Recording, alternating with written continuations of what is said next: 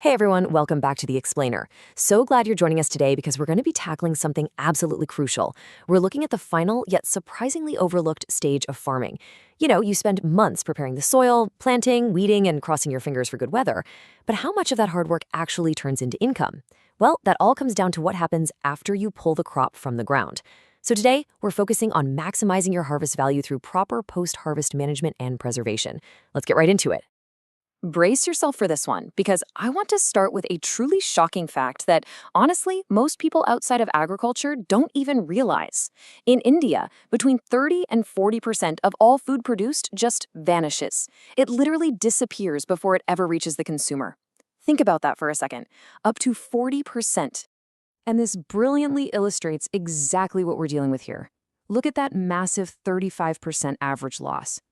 That's a leaky bucket, taking nearly 1/3 of your effort, your heavy investment, and your sheer hard work, and just tossing it out through poor handling, bad storage, and broken cold chains. That is a massive slice of your potential income completely gone. Now, this leaky bucket isn't just some sad environmental tragedy of wasted resources. It's a direct attack on your livelihood, your pocketbook, and our food security. When your hard-earned yield gets destroyed by mold or bruised up in the back of a truck, it directly impacts what you can provide for your family. But hey, the good news is we can actually plug these leaks. Okay, let's dive into exactly how we're going to do that. We'll start with the post-harvest crisis, move into the art of harvesting, cover preserving your yield, learn about adding value through processing, and wrap up with infrastructure and standards. Section 1. The Post-Harvest Crisis, where the leaks happen. To stop the bleeding, we first need to pinpoint exactly where these losses are happening along the supply chain. It basically boils down to four main stages. In the field, you've got mechanical shattering of grain or just bruising your fruits from rough picking.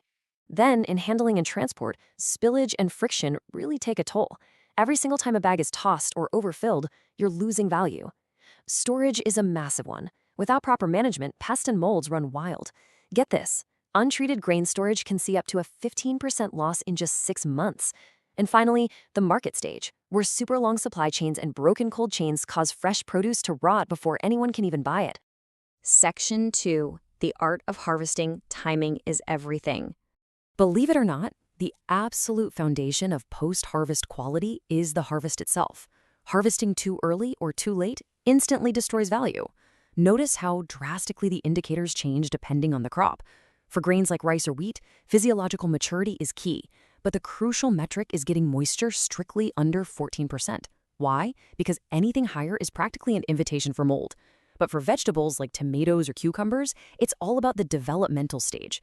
Selling to a distant market, you've got to harvest at the breaker stage when the color is just starting to show so it actually survives the long journey. And fruits, totally different game. You're measuring sugar and firmness, often using a refractometer. Knowing your specific crop's indicator is absolutely crucial for shelf life. Section 3. Preserving your yield. Grains versus perishables.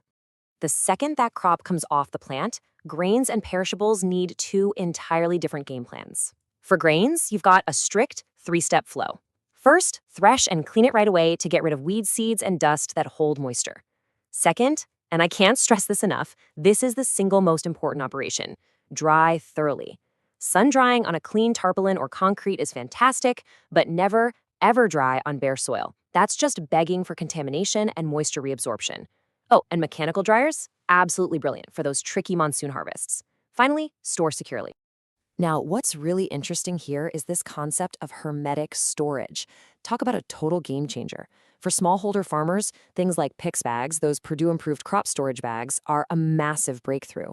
They create this perfectly sealed, low-oxygen environment.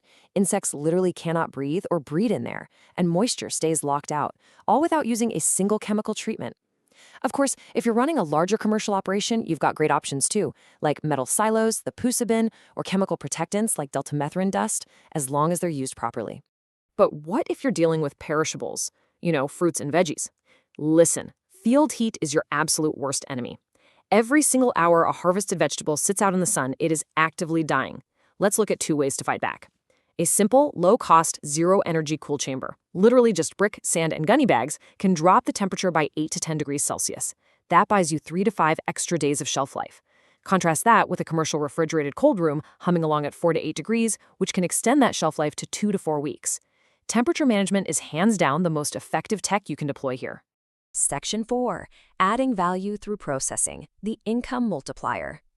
So, instead of just saving food, let's talk about actually multiplying its value through processing. This side-by-side is mind-blowing. On one side, we have highly vulnerable surplus items that you're usually forced to sell immediately for rock-bottom prices. But look at the alternatives. Take raw milk. With some food-grade citric acid, a cheesecloth, and a simple press, you can turn that milk into paneer and suddenly command up to 5 times the price. Surplus tomatoes that would otherwise just rot, turn them into shelf-stable ketchup. Raw groundnuts can be pressed into high-margin oil, leaving you with a valuable feed cake for livestock. Which brings me to a question I really want you to ask yourself. Why sell at raw commodity prices when you can capture the processor's margin? By utilizing simple on-farm processing, cleaning, grading, milling, hulling, maybe even using gear from custom hiring centers, you stop handing your hard-earned profits over to the middleman. Section 5. Infrastructure and standards. Securing the final premium. Okay, so you've preserved your crop, you've processed it. Now how do you secure that final premium price? Well, the crucial point is figuring out how to avoid that desperate, forced sell-off right at harvest time, when everyone else is selling and prices are at their lowest. Enter the Negotiable Warehouse Receipt, or NWR. This is an accredited system where you deposit your properly stored produce into a warehouse and they hand you a receipt. Commercial banks actually accept this receipt as collateral, so you get the cash you need to live on right now while your crop sits there safely waiting for those peak lean season prices. It's brilliant.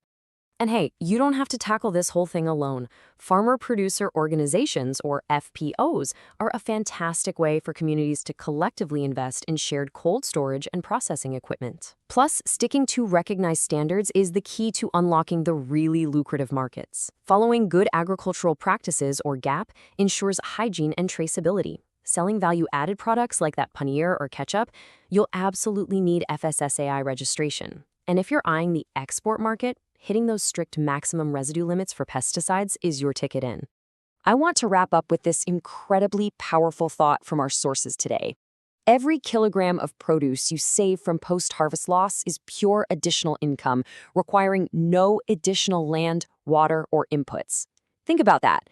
It's essentially free money that you have already done the work for. So my challenge to you is this. Look at your own operation right now. Where is your biggest single loss point? Is it in the field, transport, storage? Find that leak and plug it. Next week on The Explainer, we're going to dive into how to actually fund these exact improvements by exploring agricultural finance and government schemes that so many folks simply don't take advantage of. You definitely won't want to miss it. Until then, stay focused and keep learning.